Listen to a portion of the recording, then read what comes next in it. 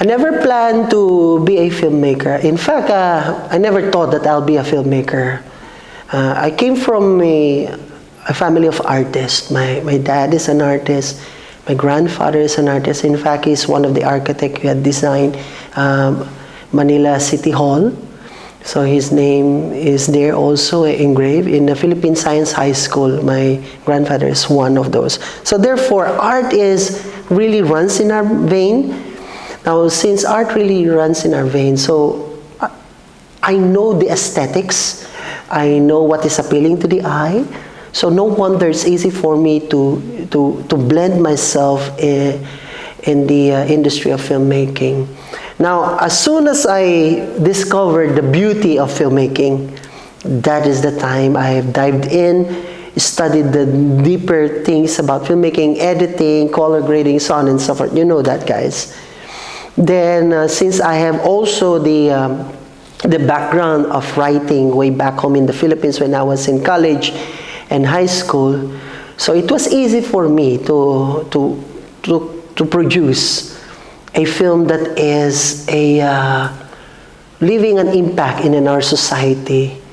And I fully believe, and because of this one, I can let the whole world know that Filipinos are creative and talented people. And we can share the world whatever message that we have as Filipinos. I have seen a film that has definitely had encouraged me to be part of theater arts, not as a filmmaker. Because I was in the theater arts before when I was in college. And that film is entitled Sa Kuko ng Agila. And it is also based, as far as I know, in the templates of Dekada 60. Sa Kuko ng Agila, definitely, as other people would know, regarding the progressive ideologies of Filipinos and how they battle against the suppression of the government. I was a political activist before, and through that, my horizons were open in regards to the issues of the society. And through that, it made me realize that my art, my work, can express my opinion regarding the issues of the societies. And until now, I firmly believe that through the art of filmmaking, it is an effective vehicle to convey the message that the world should know and must see. My film title is Panahon ng Ligalig. This is one of the exciting films that I ever made.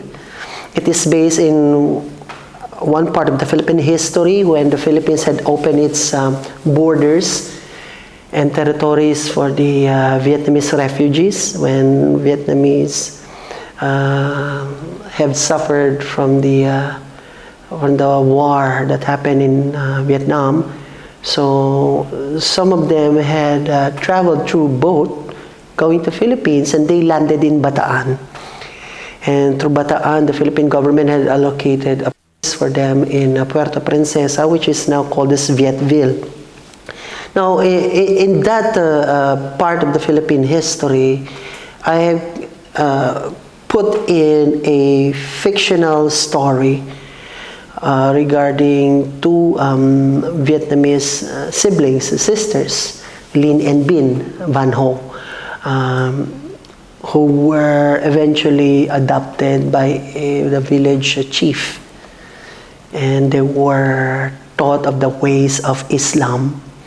And so they lived there in that place, and they have loved the people until such time that the government had issued a decree that they need to leave now Philippines. But fortunately enough that Canada and USA had made an initiative of sheltering the Vietnamese refugees. So it was really a, should I say, a heartfelt story, how the siblings were removed from their sister, Salima, who was the daughter of that village chief. It was Salima who had brought up both of the siblings. I wanted to portray in this film the Filipino Islamic way, and I showed also the culture, and it was so rich in that film that we were able to show. And to mind you guys that we have filmed this movie here in Dubai, United Arab Emirates. So it was not difficult for us to find a place where to do it. What was difficult for us is that setting up a public market. We set up a public market. We set up a Muslim house that is should I say, resembling a Islamic house back home in the Philippines. We use certain footages that are taken from Puerto Princesa. My vision in this film is that I really wish that this film will be used by educational institutes, even the school, to be a reference in this part of history. And I want people know that the Islamic culture of the Filipinos are very rich, and a lot of things that we can learn from it. I want you to know that filmmaking is not just pressing the record button, editing it, and so that you have something to watch. It is more than that. It is storytelling. It is making you experience or be immersed on that certain scenario, so that you would feel what that character would feel, so that you would know what that character would convey. Because a lot of times that the many issues in life that are very superficial for us, a lot of times that we feel that things that are happening around us are just created by minds that are restless. No. In fact, stories are made so that you and I would get something from it. We would learn something from it.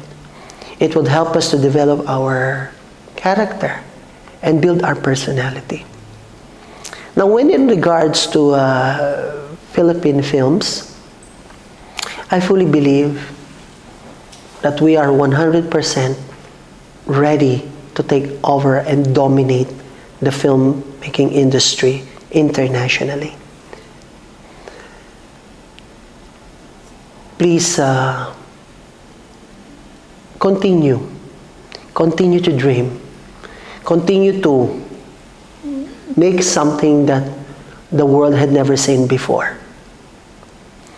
Continue to envision, continue to crave for more. We are Filipinos. We can do it. We can rise up even in the midst of pandemic. We wanted you to know that it is needful for each and every one of us. Never stop dreaming. Never stop being creative. Never stop letting the world know that Filipinos exist, that Filipinos can dominate, that Filipinos can. Mabuhay ang bansang Pilipinas.